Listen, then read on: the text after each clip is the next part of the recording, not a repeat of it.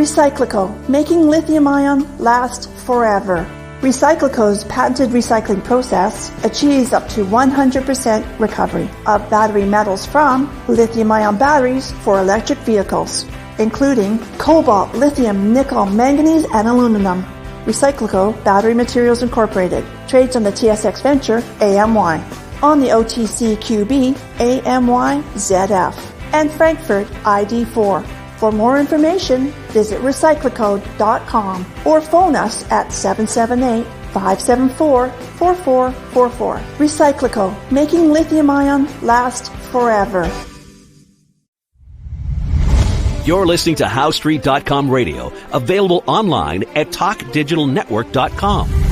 Welcome to HowStreet.com radio, the online source for market opinions. Here is Jim Goddard. My guest is Mark Leibovit, editor and publisher of the Leibovit VR newsletters, also known as VRTrader.com. He's speaking to us from Arizona. Welcome back to the show, Mark, and Happy New Year. Same to you, Jim. Thanks for having me. Are we starting the new year with a special offer for our listeners? Let's give them a 2022 offer, and that's 50% off of any subscription at the website VRTrader.com. And you enter the promo code 2022 half off, and you get half off. And again, VRTrader.com is the website. And for our new listeners, a little note of advice here. Yeah, I'm not a financial advisor, nor do I provide financial advice. So I'm just a newsletter publisher and commentator on the markets. What kind of newsletters do you publish? Well, we have a whole slew of them, and the flagship letter is called VR Platinum, not related to platinum in particular, but it covers all the major markets. But we also have our cannabis letter, and which, by the way, some of these little cannabis stocks are starting to uptick here at the start of the end of the year. Maybe it's what they call the January effect. You know, stocks that have been beaten down a bit bounce back into the first quarter. But anyway, we have our metals resource letter and our big blockchain letter, which is hot now with the action of Bitcoin and so forth. And we have, of course, our book, The Trader's Book of Volume. You can purchase that as well at the website. Covers all the major volume indicators. And of course, we have our VR Forecaster report, which is our annual report of where we think the market will track during the year, and we've been publishing that since 1987. So a few things to choose from. So what is going on with Bitcoin? Well, it's been a lot of action in the short week. Started strong, and then there was some story that the rumors about immediate approval on the part of the Securities and Exchange Commission for that BlackRock ETF wasn't going to happen so fast. You know, everybody's thinking it was coming in a day or two or this week, and who knows what the government's going to do and not do. But, you know, it's pretty clear that it's going to happen. I mean, BlackRock's the biggest money manager on the planet, you know, several trillion under management, and they're probably as big as the government in terms of influence. So there's no question the ETF will get approved. It's just a question of when. And so the Bitcoin Trust, the ticker symbol GBTC, had a little volatility, a couple points either side this week. You know, we've been discussing it as a good situation for people, considering those who don't like actually or don't understand how to purchase an actual Bitcoin and go about doing that. So this is like trading a stock, and the GBTC is one way of doing it. And there's some story that the GBTC is trying to appeal to get their trust listed as an ETF as well, an exchange-traded fund as well. So in competition with the BlackRock Larry Fink project. So, well, you know, a lot of action there. You know, I mean, not saying all cryptos are moving up with it. That's the hot one. And, you know, once it's approved, you know, you could argue, well, they've been rallying Bitcoin up to $45,000, and in anticipation of that, it could get overdone, and you know, buy the rumors, sell the news type thinking. You know, when the news actually hits, will that be the top, or will it just blow off for a few days after that point? It's that's a trading comment, but as I've mentioned on these broadcasts before, when the World Gold Council pushed to get the gold ETF approved years ago, which is ticker symbol GLD, over the years that provided a lot of support for the gold market, because when you buy the ETF, whether it's gold or this new Bitcoin, the money managers have to go out and buy the physical commodity to fill in the missing space there. So that acts to drive prices up. So, over the years, gold is higher. It's had a lot of volatility, but last 20 years, from $200 to almost $2,100, which is a greater percentage gain than the S&P or the Dow Jones Industrials. And you can certainly argue that Bitcoin has a lot more volatility in terms of the percentage moves and so forth. But it's also, it's been recently supported by the the thought that we're going to get that approval. So, we're in it. And I think, I mentioned on these broadcasts before, too, I thought Bitcoin's going a lot higher anyway, in 80, 90,000 range. Because I think I've mentioned that it's been a lot lower. So even from here, it's probably a double, but that could be a couple of years. It doesn't have to happen right away. And you got to be prepared for shakeouts, They can come out with the story, Jim, that it's approved tomorrow and Bitcoin goes from 45,000 to 60,000 and some huge spike, and the trust explodes from the mid 30s up to the high 40s or 50s, and everybody's all happy, and that could be a trading event. So keep your ears and eyes out, your antenna up. There's action here. And of course, as you say, there's always something happening in a market somewhere. Yeah, that's we got to give credit to Jim Cramer on that one. And maybe he didn't originate it, but there's always a bull market somewhere, is the expression. And whether it's bull market or not, it could be an opportunity to be on the short side. You can make market money in either direction. With inverse ETFs and all kinds of fund vehicles now. They actually, as now they created these tracking stocks. For the big name stocks, like, for example, Tesla. You don't have to buy Tesla itself, which is a expensive stock, $240, $50 stock. You could buy the tracking stock, which trades, I think, around $20 a share or something like that, or $15 a share. So it tracks with the big stock. So the industry always comes up with ways to make money, right? So, part of the reason why Bitcoin Trust is happening and the ETF is happening is because all this action for Bitcoin was going other places, going into the pockets of Coinbase and Uphold and these other platforms that execute orders in Bitcoin, and Wall Street saying, hey, we want a piece of that action, So it's overtaken time, but, now they're moving into that space. So, it's just a question of opportunity. And as you just mentioned, there's always a place to make money. When the cannabis stocks got hot, sure enough, what did they do? They created ETFs for cannabis stocks. They didn't want to miss out on that one. So, there's always action somewhere. I've been doing this for, decades, and there are always thoughts come to mind about, gee, is there going to be opportunity to make money forever in the markets?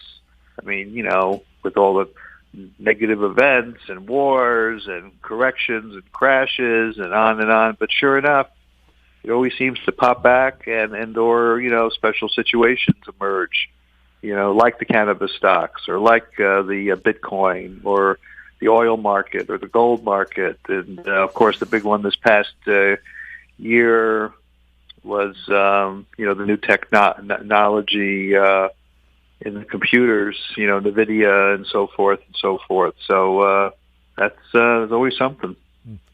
Now, with the conflict in the Middle East, shipping companies now are trying to avoid the Red Sea and the Houthi rebel rocket boats that come out and either machine gun the crews or send rockets at the ships. What is that doing to commodity prices? Well, in theory, it should drive them higher, but a lot of them are tied to the U.S. dollar. So the U.S. dollar, goes down and declines, or goes up. That it works inversely with commodities. So the gold bulls and the commodity bulls want to see a weaker dollar, but the dollar gets strong. That sort of doesn't kill those markets, but it puts, a roadblock in there because of the pricing in U.S. dollars. So, that's a whole other discussion, what's going on in the Red Sea and the fact that we're getting off on a tangent a little bit, but we're already essentially at war. I mean, the U.S. planes have gone into Syria and all kinds of places, and they're bombing people. And, in years past, when you do stuff like that, that's war. When Japan sent a few flights over and sunk a couple of U.S. ships, that started a war, if I recall correctly. So we've had dozens of military actions on the part of the U.S. that are not really talked about, destroying bases and so forth all around the Mideast, and the ships, the Houthis, are in there. Last I read in a bulletin a few hours ago, the U.S. said, we're not giving you any more warnings. Don't do it again. And I don't know what that means. Are they going to go into Yemen and blow these guys to kingdom come, or are they going to go after Iran, or they're going to just they're just doing, they're just chit-chatting and blowing hot air and not intend to do anything. So aggressive action should have taken place long before now. So we're going to get on a whole other discussion here, but we're not the financial press. I'm glad you brought it up. I turn on the TV and read the financial stories, and what's the subject? The subject is the Federal Reserve and interest rates. I mean, they don't discuss Houthis or the Red Sea that much, and they don't discuss the fact that we're actually taking military action, and war has been underway. Of course, we know it's been underway with Ukraine and Israel, Hamas already. So these are the real impacts, I think, for 2024, Jim. We'll see. Markets like war to a certain extent because it creates business, but there could be a surprise event, and I've been calling for something. In fact, just before the New Year, if you saw my newsletter, I had a picture of a bear right on the first page. I said, watch out for this fellow. And sure enough, the market's been diving the last few days. And it's not so much that stocks are high, which is the reason that we should be expecting a correction anyway. We just have world events out there which are really negative. And I just hope that it doesn't turn to the worst possible turn. As you know, this is also the year of the dragon in China or in the Far East, and the dragon symbolizes power and nobleness, honor, luck, and all kinds of fun stuff. It's also a supernatural being, and it's an interesting parallel that he spits fire supposedly, and is a pretty dramatic creature. So I have other theories about dragons that I mentioned in the letter too, but we won't get into that here. But in any event, the dragon is an aggressive creature. This could be the time for more war. I hate to say that. Well, the president of China has said he plans on reunifying Taiwan/Taipei with mainland China. Right, and what are we going to do if that happens? And that's the big question. It doesn't appear we will do anything under the current U.S. administration. And I don't know. I mean, I know smart companies like Taiwan Semiconductor, which produces most of the semiconductors in the world, in Taiwan, is building the largest plant ever right here in Phoenix, just about a half hour from where I'm speaking to you from. It's a multi-billion-dollar Taiwan plant. So obviously the thought was these things are years in the planning. It's not supposed to be in operation, I believe, until 2025 or 2026. Obviously anticipating, a cutoff in that China-Taiwan business, and the need to have an alternate location to produce these things. So I guess the writing's on the wall. It's just a matter of time. China's patient. They waited over 100 years to take Hong Kong back from the British, and they waited and waited. Finally got it, and they have a lot more, like I say, more patience. So if it doesn't happen now, it happens in 20 years. Eventually, it will be theirs. Sure, China has 5-year, 10-year, 20-year, 50-year, and 100-year plans. The U.S. Congress can't even plan to get their budget in order within a couple of days. Right. So the big picture is on their side, and eventually Taiwan, which was part of China, will be part of it. And it's just a question of will it be a military confrontation or just a more quiet event? And, it's really hard to predict how it'll play out. And, hopefully when it does happen, it's inevitable. It's inevitable. That we don't see bloodshed and they're able to merge peacefully. But obviously, Taiwanese, are under a different political auspice than China. They want their freedom and democracy, and we don't have that in China. So there is a problem there. But Hong Kong was able to be assimilated, and some skirmishes. Obviously, it wasn't totally smooth. There have been problems since, but you're just speculating about how it's all going to turn out and how Chinese investment is going to play out in terms of U.S. participation. And, of course, we've been trying to, shut down a lot of the connections there with the technology apparently being, uplifted of, taken illegally from U.S. purveyors. And, it's just an interesting situation. We'll just have to play it. And, I'm sure there's going to be trade opportunities, whether it's shorting Taiwanese stocks or buying Taiwanese stocks or shorting or buying Chinese stocks during this effort for those who are just looking at the capitalistic side of it. But you definitely need to be bullish on a stock like Taiwan Semiconductor, though, because we need the product. It was huge in Taiwan itself, and now it'll be based, or at least largely based here in the U.S., so it's a good stock to take a look at. We'll have more with Mark Leibovit right after this. Don't miss out. Stay informed. Receive the HowStreet.com weekly recap with thought-provoking podcasts, radio, and articles delivered to your inbox. Sign up for the HowStreet.com weekly recap on our homepage at HowStreet.com.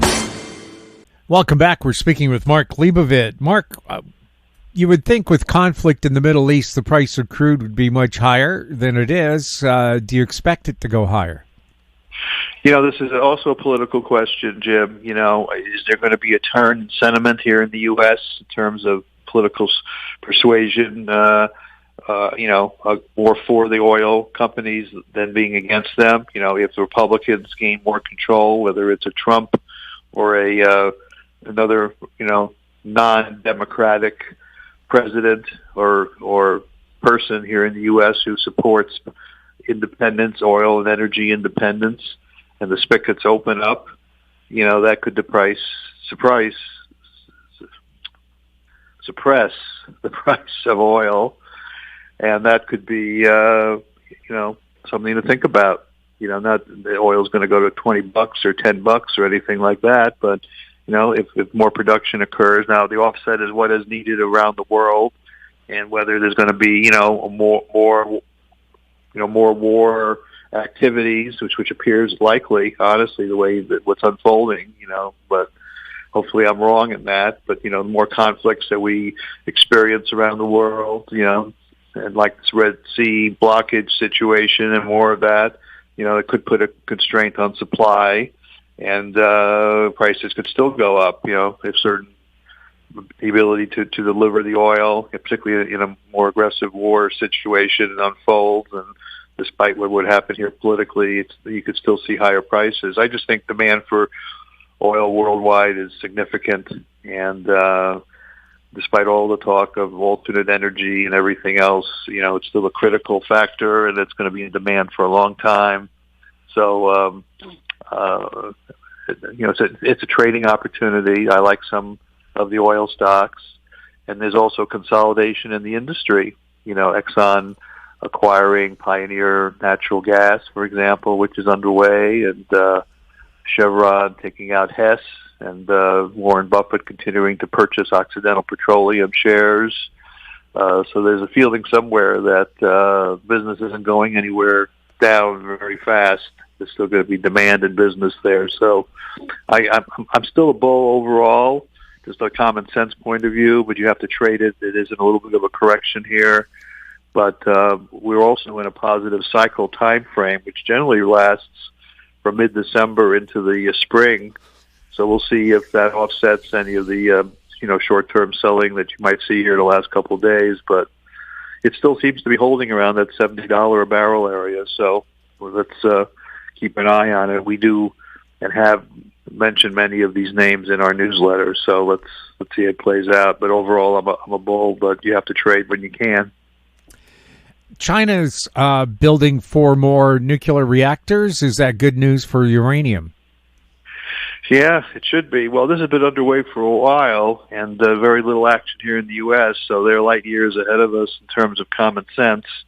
The big uranium stock, Cameco, hit a trading top here last week or so and has been pulling back a little bit. It got overdone, but still, that's a good common sense indicator to keep an eye on what's going on, in the uranium world. I mean, uranium was way down there. I think it was down like $15, and now it got up close to $100 in terms of pricing. And more and more people are doing it. China's doing it, and last we had in the U.S. we only have one that I've heard of in Georgia, and we have idiots out there, particularly in Germany, that shut down their nuclear reactors, thinking that was a smart thing to do, and then they find out that they got to buy coal and other things that they didn't want just to survive.